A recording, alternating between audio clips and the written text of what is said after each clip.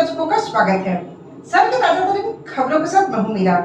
विस्तार की खबरों की ओर बढ़ने से पहले नजर डालते हैं आज की सुर्खियों पर। त्रिस्तरीय पंचायत चुनाव के लिए जिला परिषद सदस्यों का नामांकन है जारी। प्रत्याशी अपने समर्थकों के साथ दाखिल किया नामांकन पर्चा। गुप्त सूचना के आधार पर वन विभाग ने जब्त किया अवैध सफेद पत्थर लदा ट्रैक्टर। विभाग कार्रवाई में जुटी। बाजार समिति में भवन निर्माण टेंडर को लेकर हुआ बड़ा खुलासा। खास संवेदक को 25 लाख बिना टेंडर का दिया गया काम। और सरस्वती शिशु विद्या मंदिर से आयोजित हुआ सीबीएसई 10वीं बोर्ड की परीक्षा। कोविड गाइडलाइन का किया जा रहा है पालन।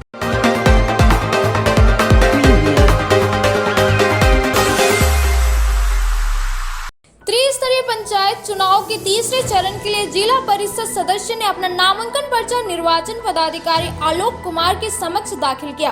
प्रत्याशी पूरे तामझाम के साथ अपने समर्थकों के साथ समाहरणालय पहुंचे। भाग संख्या 18 राजधनवार से अस्मिता देवी ने अपना पर्चा दाखिल किया। वहीं भाग संख्या 22 बिरनी से नारायण पांडे ने भी अपना नामांकन पर्चा निर्वाचन पदाधिकारी आलोक कुमार के समक्ष प्रस्तुत किया। वहीं भाग संख्या 18 राजधनवार से आयशा प्रवीण, वहीं भाग संख्या 17 राजधनवार से कौशल्या देवी ने भी अपना दावेदारी पेश की। भाग संख्या 21 राजधनवार से रिंकू देवी ने भी अपना नामांकन पत्र दाखिल किया। राजधनवार भाग संख्या 17 से भूषण यादव ने अपना नामांकन पर्चा भरा। वहीं त्रिस्तरीय पंचायत चुनाव के तीसरे चरण के लिए जिला परिषद सदस्य पद के लिए काफी उत्साह होकर प्रत्याशियों ने समाहरणालय पहुंचे और अपना नामांकन पर्चा दाखिल किया।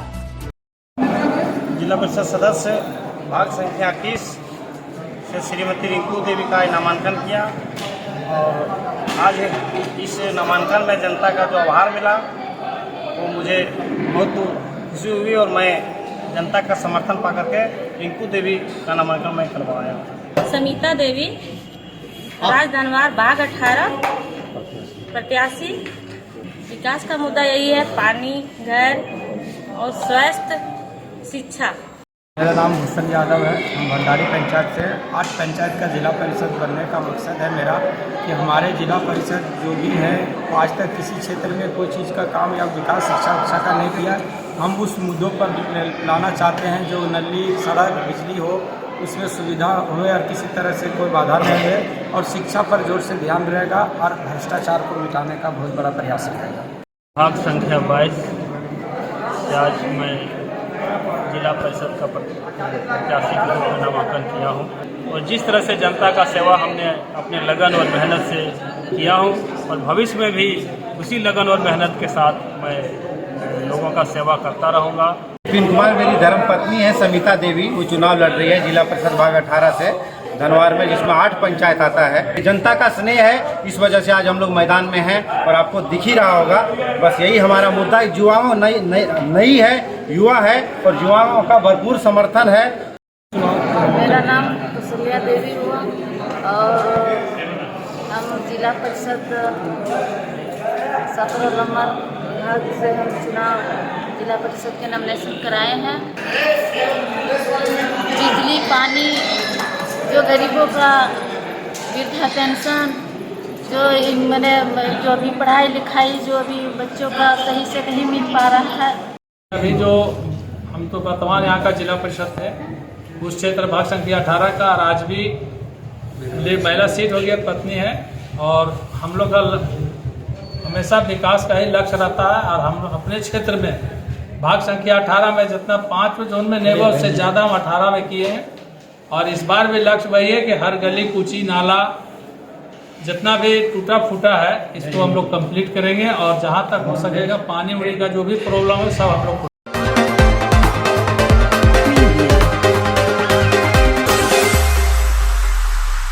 त्रिस्तरीय पंचायत चुनाव के दूसरे दौर के जिला परिषद की स्क्रूटनी की प्रक्रिया गुरुवार को समाप्त हो गई, जिसकी जानकारी समाहरणालय परिसर में जमुआ प्रखंड के निर्वाचित पदाधिकारी सर DRDA निर्देशक आलोक कुमार ने दी। उन्होंने कहा कि जिला परिषद के दूसरे दौर की स्क्रूटनी में एक भी प्रत्याशियों का नामांकन वापस नहीं हुआ और न ही किसी कारणवश रद्द करना पड़ा। उन्होंने कहा कि देवरी, सरिया व गामा प्रखंड से कुल 70 प्रत्याशियों ने जिला परिषद पद के लिए नामांकित किया था। इनमें से सभी 70 प्रत्याशियों का नामांकन पत्र स्क्रूटनी के दौरान सही पाया गया। सभी अभ्यर्थियों के नाम निर्देशन पत्र में सही पाए गए। जिसके बाद हम लोगों के द्वारा सभी प्रत्याशियों का नाम सूचीबद्ध तरीके से तैयार कर जिला निर्वाचन पदाधिकारी को भेज दिया गया। बताया गया कि चुनाव से संबंधित आगे की प्रक्रिया अब की जाएगी। मौके पर स्कूटनी से संबंधित कई कर्मी मौजूद थे। प्रखंडों का इसमें गांवा, तीसरी और देवरी 3 ब्लॉक मिलाकर 70 नाम निर्देशन पत्र अभ्यर्थियों के द्वारा दायर किया गया था। उसकी स्क्रूटनी की गई थी और स्क्रूटनी में 70 नाम निर्देशन पत्र सही पाए गए। कोई भी ऐसा नहीं था जिसमें कि पेपर्स नहीं होने की वजह से उनको रिजेक्ट किया गया और सभी विधि मान्य नाम अभ्यर्थियों को अभी हम लोग प्रपत्र साथ में उसकी सूची बना करके मेल फीमेल करके राज्य निर्वाचन आयोग को जिला निर्वाचन पदाधिकारी के माध्यम से हम लोग प्रेषित करेंगे।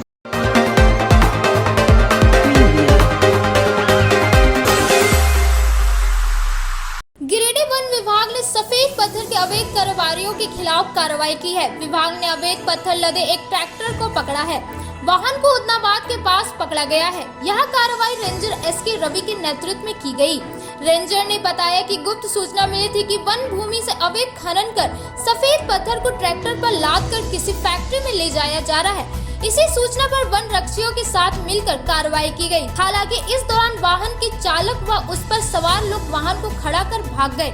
रेंजर ने कहा कि विभाग लगातार कार्रवाई कर रही है। कहा कि पूरे मामले की जांच हो रही है। जिनकी भी संलिप्ति पाई जाएगी उनकी गिरफ्तारी होगी। क्या कार्रवाई की गई है सर वन विभाग के द्वारा? अवैध पत्थर ले जा रहे ट्रैक्टर को जब्त किया है, कहाँ से जब्त किया गया है सर? एक्चुअली आज हम लोगों को गुप्त सूचना प्राप्त हुई थी कि जंगल से एक ट्रैक्टर सफेद पत्थर लोड करके निकल रहा है। सूचना मिलते ही सब हमारे जितने भी सभी वनकर्मी साथ में हम लोग वहाँ जंगल पे गए, देखा कि एक ट्रैक्टर लोड करके निकल रहा है। हम लोगों ने उसको पीछा किया और उसे उदनाबाद के पास हम लोगों ने पकड़ा है और उसे सीज करके क्षेत्रीय कार्यालय के प्रांगण में लाकर रखा गया है। नहीं, एक्चुअली जब उनको रोका गया तब सारे लोग कूद करके भाग गए। हम लोगों ने पीछा भी किया था, लेकिन अनुसंधान के क्रम में फिर हम लोग आगे की कार्रवाई करेंगे। जो अभियुक्त है और उनकी गिरफ्तारी भी हम लोग करेंगे।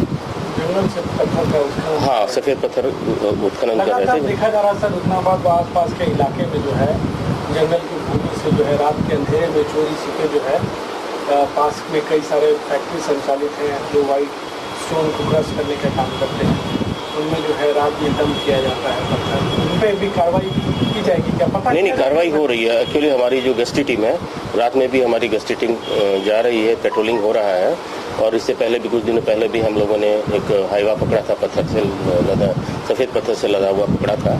और लगातार कार्रवाई हो रही है। जितनी तरह से इलीगल चीज़ें जो जंगल से निकल रही हैं, चाहे वो लकड़ी का मामला हो या माइका हो या किसी तरह का भी चीज़ अवैध जो हो रहा है, उस पर हम लोग अंकुश लगा रहे हैं। और हमारी जो वनकर्मी साहब, हमारे जितने सारी टीम है हमारी विभाग की, पूरी तत्परता से साथ काम कर रही है। पता लगाया जाएगा सर पत्थर किस फैक्ट्री में जा रहा था या किसके पास जा रहा था? अभी चूंकि अभी सारे भाग गए थे, हम अनुसंधान के क्रम में बहुत जल्द हम लोग इसको पता लगाएंगे और फिर अनुसंधान में जो भी अभी आते हैं उनकी भी हम लोग गिरफ्तारी करेंगे।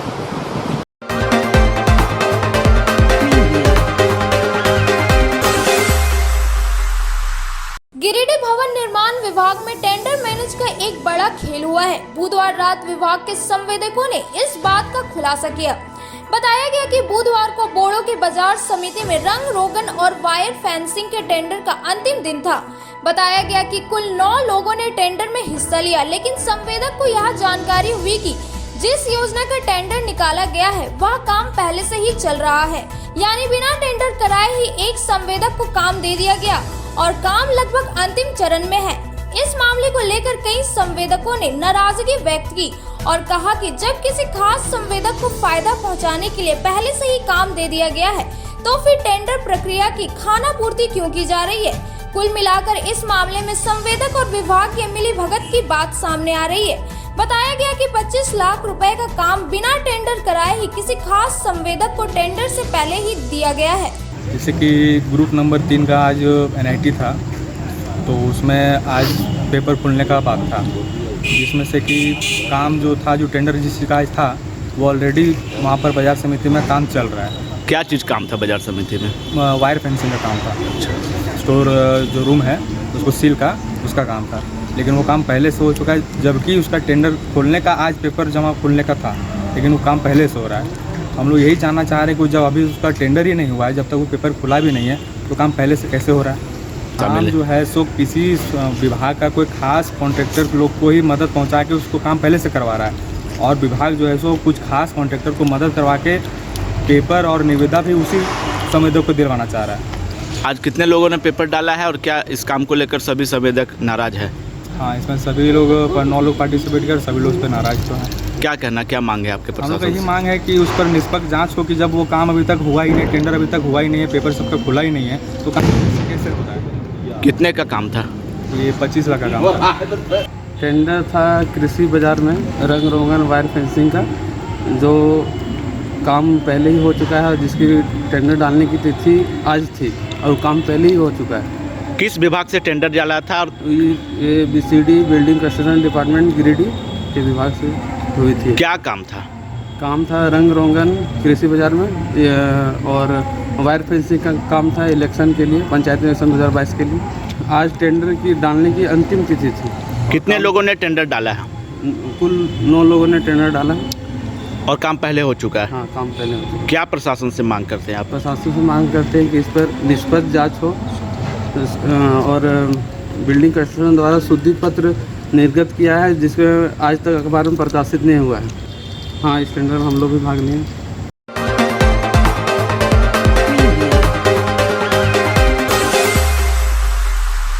अब आपको चलो छोटे से ब्रेक के बाद जब लगते कुछ और खबरों के साथ आप देखते रहे न्यूज़ लाइन।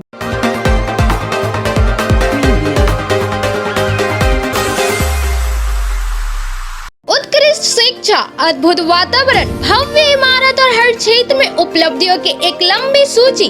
जी हाँ, झारखंड के सर्वश्रेष्ठ स्कूलों में उन्नत प्रौद्योगिकी सुविधाओं के साथ CBSE बोर्ड द्वारा मान्यता प्राप्त सलूजा गोल्ड इंटरनेशनल स्कूल में क्लास नर्सरी से स्टैंडर्ड 12 तक की पढ़ाई होती है।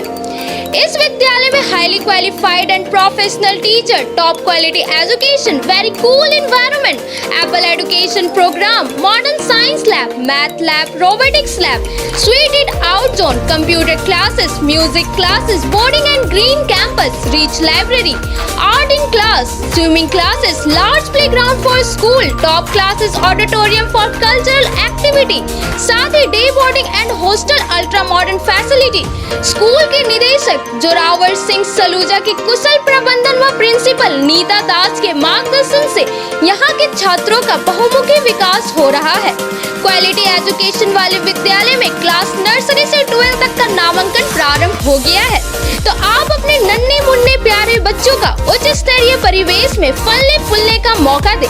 हमारा पता है Saluja gold international school, NH 114 Motileda, Giridih. Koldiya स्थित किरण पब्लिक स्कूल में नए सत्र के लिए नर्सरी से क्लास 12 तक का एडमिशन स्टार्ट हो गया है। CBSE बोर्ड से एफिलिएटेड इस इंग्लिश मीडियम स्कूल में योग्य एवं अनुभवी शिक्षक, स्मार्ट क्लासेस, आधुनिक सुविधाओं से लैस, science lab, computer classes, rich library, Urdu में तालीम की व्यवस्था, dance classes, music classes, yoga classes, CCTV camera और RO water, large playground for sports and transport facility available है।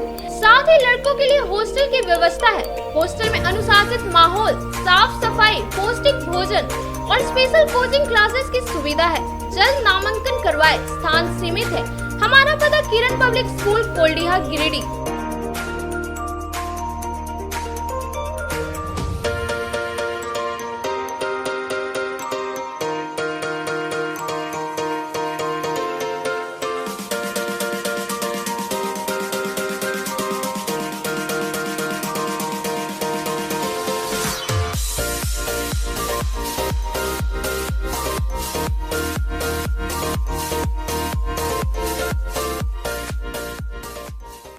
आपके शहर गिरिडीह में 14 वर्षों से आपकी सेवा में अंग्रेजी दवाओं का विश्वसनीय प्रतिष्ठान गिरिडीह मेडिको।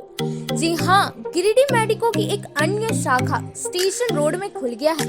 यहाँ पर सभी प्रकार की अंग्रेजी दवाई, वैक्सीन, इंसुलिन व बड़े संस्थानों जैसी एम्स, CMC, वेलोर, फोर्टिक मुंबई, रिम्स रांची की समस्त दवाएं उपलब्ध है। हमारे यहाँ ऑर्डर पर बाहर की सभी दवाएं भी उपलब्ध कराई जाती है। यहाँ पर रांची, धनबाद के सुप्रसिद्ध डॉक्टरों द्वारा इलाज की सुविधा भी उपलब्ध है।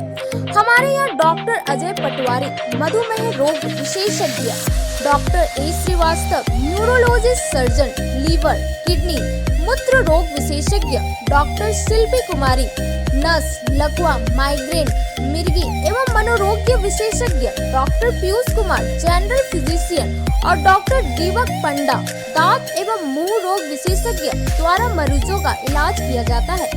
यहाँ मासिक उपभोक्ताओं के लिए विशेष छूट एवं होम डिलीवरी की सुविधा उपलब्ध है। हमारा पता मेडिको, गांधी चौक, KR मोदी मॉल, गिरिडीह। हमारा दूसरा शाखा Giridih medico station road, Giridih.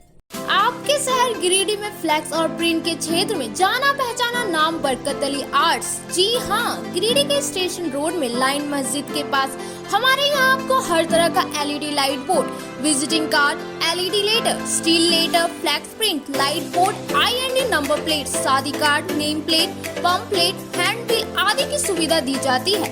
हमारा पता है Barkat Ali art station road near line मस्जिद, गिरिडीह।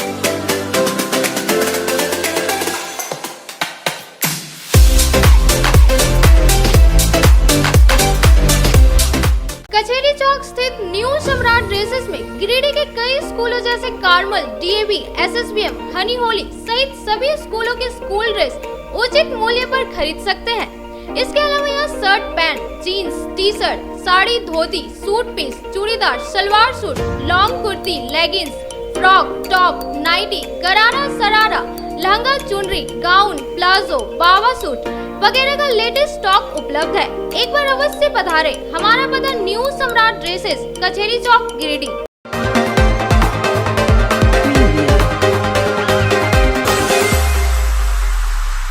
ब्रेक के बाद आप सभी दर्शकों का स्वागत है। अब लोग करते कुछ और खबरों की ओर।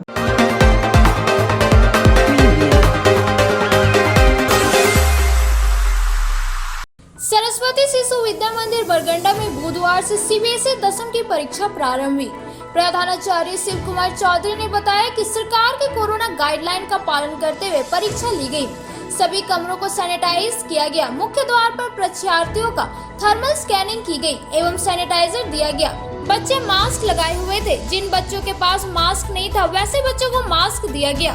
विद्यालय में सुभाष पब्लिक स्कूल, कोल्डिया और गुरु नानक विद्यालय स्टेशन रोड के कुल 468 परीक्षार्थियों में 456 परीक्षार्थी उपस्थित हुए एवं 12 अनुपस्थित रहे। परीक्षा केंद्र पर दी जा रही व्यवस्था से बच्चे संतुष्ट नजर आ रहे थे। आज से CBSE बोर्ड की परीक्षा प्रारंभ है। आज क्लास 10वीं की परीक्षा थी, जिसमें हमारे गिरिडीह क्षेत्र के गुरु नानक पब्लिक स्कूल एवं सुभाष पब्लिक स्कूल गिरिडीह के बच्चे भाग लिए थे। इसमें परीक्षा अपने निर्धारित समय सीमा के अंतर्गत प्रारंभ हुई। कुल भैया बहनों की संख्या जो थी, बच्चों की संख्या आज के लिए 468 संख्या थी, जिसमें 456 भैया बहन उपस्थित हुए और कुल 12 बच्चे जो है एब्सेंट रहे। भारत सरकार द्वारा कोविड-19 का जो है पालन करके परीक्षा लेने का निर्देश है। उसके तहत CBSE का भी निर्देश था कि विद्यालय में परीक्षा कोविड-19 का पालन हो, और उसको ध्यान में रखते हुए हम लोगों ने कोविड-19 का पालन किया। 10वीं की परीक्षा प्रारंभ हुई है। सेंटर पर आपको क्या क्या सुविधा दी गई? सबसे पहले तो हमें सैनिटाइजर की सुविधा मिली, जो हमें गेट पे थी। उसके बाद क्लासेस में भी सारी सुविधाएं अच्छी थी। पानी वगैरह के लिए पूछा गया, बाकी सारी फैसिलिटी यहाँ पे अच्छी है। तो व्यवस्था से आप संतुष्ट हैं? विद्यालय से हैं? गुरु नानक विद्यालय। आज से आपकी परीक्षा प्रारंभ हुई है। इस परीक्षा में विद्यालय की ओर से सेंटर पर क्या क्या सुविधा दी गई है? विद्यालय में बहुत सारे कोविड-19 के प्रोटोकॉल का ध्यान रखते हुए सबको सैनिटाइजर मास्क दिया गया, और जब बिजली जा रही थी तो जनरेटर का व्यवस्था किया गया, और पानी बोतल सब। किस स्कूल से हैं? Subhash public school. आज से आपकी परीक्षा प्रारंभ हुई है। सेंटर पर आपको क्या क्या सुविधा दी गई? सैनिटाइजर का ट्रेन वगैरह अच्छा था, लाइट सारी अच्छी थी। सेंटर पर किसी प्रकार की दिक्कत हुई क्या?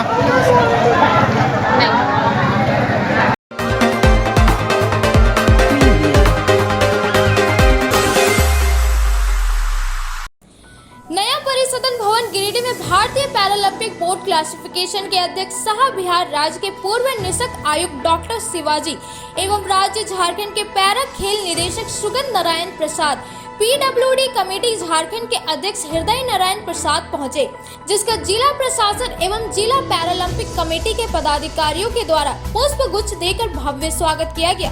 साथ ही राष्ट्रीय खिलाड़ी पैरालंपिक के आकाश सिंह के द्वारा अंग वस्त्र प्रदान कर स्वागत किया गया। मुख्य रूप से आयुक्त महोदय के द्वारा पैरालंपिक कमेटी जिला को कार्यालय उपलब्ध कराने एवं जो खिलाड़ी राज्य स्तरीय और राष्ट्रीय स्तर में खेल रहे हैं उन्हें खेल सामग्री उपलब्ध कराने, साथ ही खेल में आने वाली समस्याओं का समाधान जिला स्तरीय पर कराने का आग्रह किया गया, जिसमें जिला खेल पदाधिकारी, जिला समाज कल्याण पदाधिकारी और उप विकास आयुक्त के द्वारा हर संभव दिव्यांग खिलाड़ियों को मदद करने का आश्वासन दिया गया। साथ ही पीडब्ल्यूडी को धरातल पर लागू करने के लिए निवेदन दिया गया। पैरालंपिक एथलेटिक्स चैंपियनशिप जिला स्तरीय एवं पीडब्ल्यूडी एक्ट का जिला स्तरीय कमेटी का गठन किया गया, जिसमें अध्यक्ष गुरचरण ठाकुर, उपाध्यक्ष आकाश सिंह, सचिव यशवंत कुमार वर्मा, संयुक्त सचिव हिमांशु गिरी सहित कई पदाधिकारियों को नियुक्त किया गया। इस कार्यक्रम में सैकड़ों दिव्यांग सदस्यों ने भाग लिया। पैरालंपिक कमेटी के सदस्यों के साथ एक महत्वपूर्ण बैठक हुई। सर्वप्रथम पहली बैठक थी और बहुत सारी जो भी इश्यूज़ हैं, स्पेशली चैलेंज जो भी दिव्यांग हैं, उनकी सारी इश्यूज़ को हम लोग ने सुना और बहुत सारी चीज़ें ऐसी हैं जो कि हमें अगर सिर्फ उनका आवेदन भी प्राप्त अगर हो जाएगा तो हम वो सारी चीज़ों को धरातल में ला सकते हैं, जैसे कि ऑफिस का इनका रिक्वायरमेंट है या फिर जो डिस्ट्रिक्ट ओलंपिक कमेटी है उनके साथ इनका समन्वय स्थापित करना है। और भी इनको बहुत सारी लाभकारी योजनाओं के बारे में बताया गया है कि कैसे वो खेल सामग्री हो या फिर कैसे स्कॉलरशिप है, ये सारी चीज़ों को कैसे वो अवेल कर सकते हैं, कहाँ पर इनको जाना है आवेदन देने के लिए, ये सारी चीज़ों को बताया गया है। और आगे भी मैं यही बोलूँगा पैरालंपिक कमेटी जो है गिरिडीह जिला के कि वो समन्वय स्थापित रखें जिला प्रशासन के साथ, खेल कार्यालय के साथ। आपकी जो भी समस्याएं हैं वो हम प्रयास करेंगे कि जिला से ही उसे कर दिया जाए और अगर कुछ बड़ा कार्य रहेगा इंफ्रास्ट्रक्चर का या फिर मान लीजिए कुछ बड़ा अलॉटमेंट का रिक्वायरमेंट रहेगा तो भी अगर आप जैसे रिक्वेजिशन देंगे तो उसे मैं विभाग में प्रस्तुत करूँगा। मैं गिरिडीह जिला प्रशासन का धन्यवाद देता हूँ कि हमारे बीच वो लोग आए और वो उनका स्वागत हुआ और आज हम लोग दिव्यांगों के सर्वांगीण विकास के लिए हम लोग प्रशिक्षण, खेलकूद, कला संस्कृति, इक्विपमेंट्स, आगे कैसे हो, रोजगार कैसे हो, सारी चीज़ों पर चर्चा हुई। एक कमेटी भी गठित किया गया है और जिला प्रशासन के रिप्रेजेंटेटिव हमारे डीडीसी साहब थे, जिला खेल पदाधिकारी, जिला समाज कल्याण पदाधिकारी, स्वास्थ्य विभाग और तमाम हमारे जिला पैरा स्पोर्ट्स के और जिला पीडब्ल्यूडी संघ के लोग थे। सभी ने मिलकर ये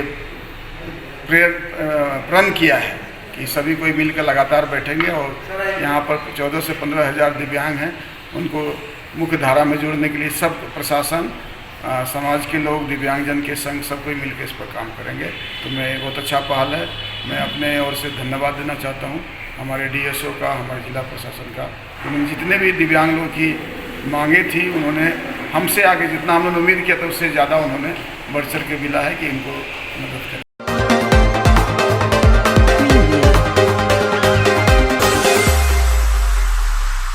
झारखंड प्रदेश युवा कांग्रेस के प्रदेश अध्यक्ष अभिजीत राज के निर्देशानुसार भीषण गर्मी को देखते हुए आज गिरिडीह युवा कांग्रेस के द्वारा जिला अध्यक्ष मोहम्मद हसनैन अली के नेतृत्व में आरके महिला कॉलेज के समीप राजीव गांधी पानशाला का उद्घाटन किया गया।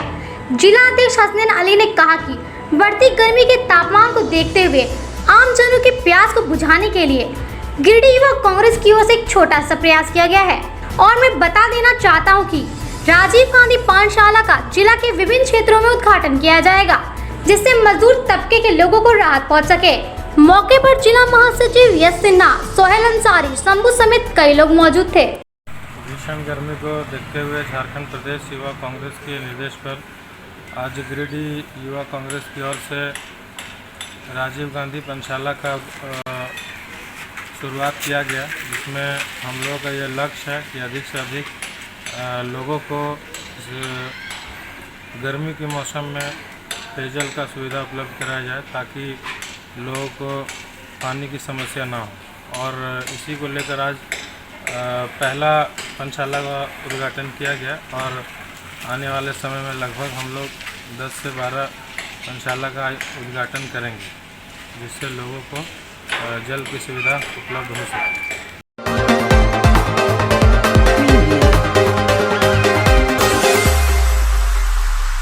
लोक जनशक्ति पार्टी के जिला अध्यक्ष दामोदर पासवान गुरुवार को समाहरण न्यायालय परिसर पहुंचकर उपायुक्त का आवेदन के माध्यम से सरिया नगर पंचायत अंतर्गत प्रधानमंत्री आवास योजना के आवंटन में किए गए हेराफेरी को लेकर आवेदन सौंपा।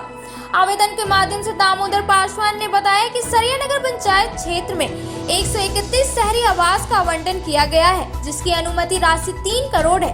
जब आवंटन का लिस्ट प्रकाश में आया तो देखने को मिला कि बड़े बड़े पूंजीपतियों 2 मंजिला मकान पूर्व से रहने वाले लोगों व पैसे वाले लोगों का नाम बिना जांच पड़ताल किए लिस्ट में चढ़ा दिया गया है। वहीं दलित व गरीब दंपतियों का आवास योजना में नाम होते हुए भी अनदेखा कर दिया गया। इन लोगों को प्रधानमंत्री आवास योजना से रोक दिया गया। साथ ही अनुसूचित जाति के कुछ लोग आवास में नाम देकर कई लोगों का नाम 6 बार जांच करने के बाद भी आवास लिस्ट में नाम काट दिया गया।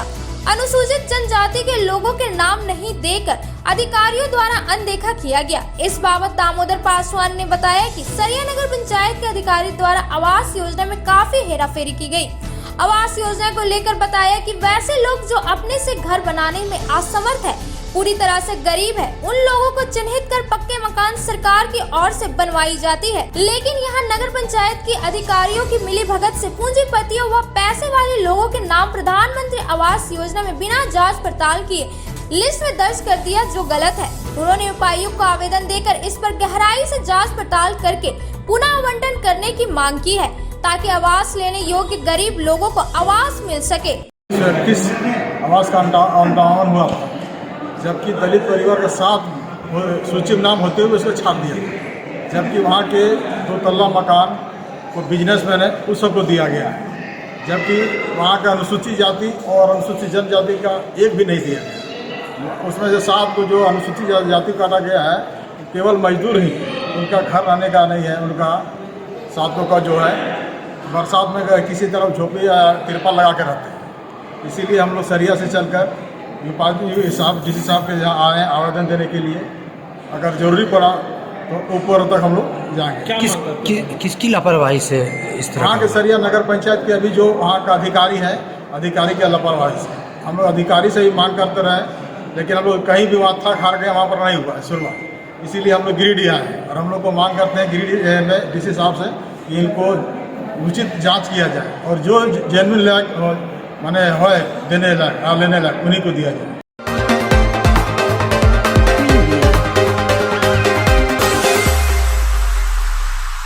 उसरी नदी के तरफ भाकपा माली के विधानसभा प्रभारी राजेश सिन्हा व माली नेता संजय यादव ने कई राहगीर से जायजा लिया।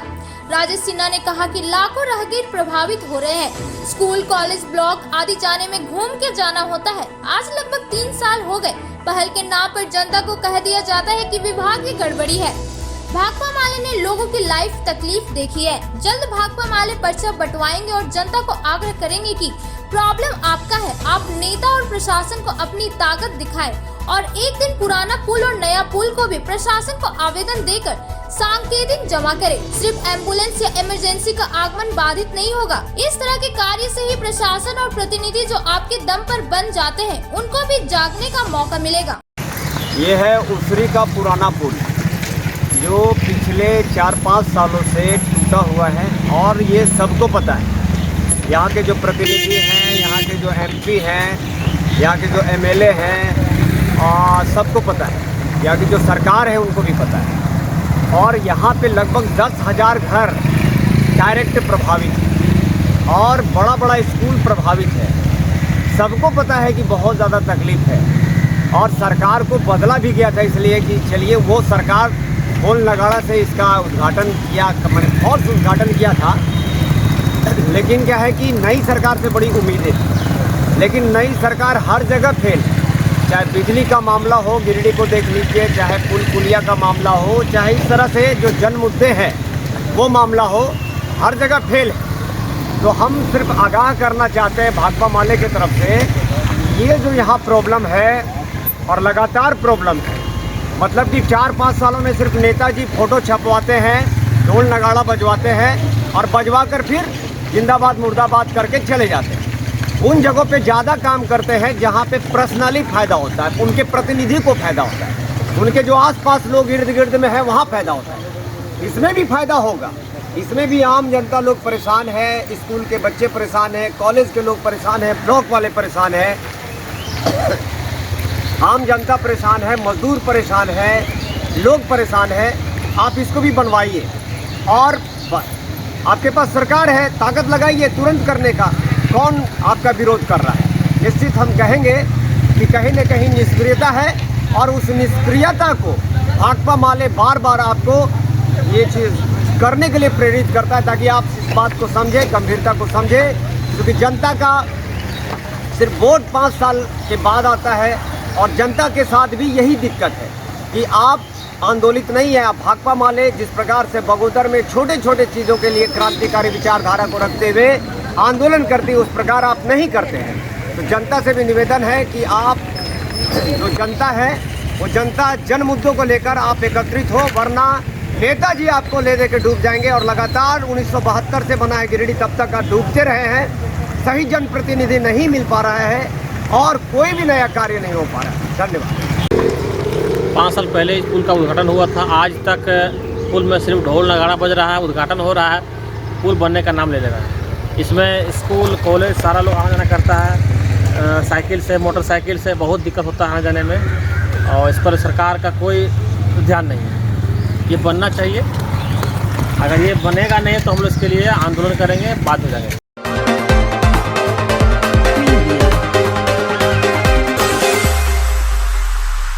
ये था हमारा आज का, फिर मिलते अगले कुछ और खबरों के साथ। तब तक के लिए मुझे पूरी टीम को इजाजत, नमस्कार।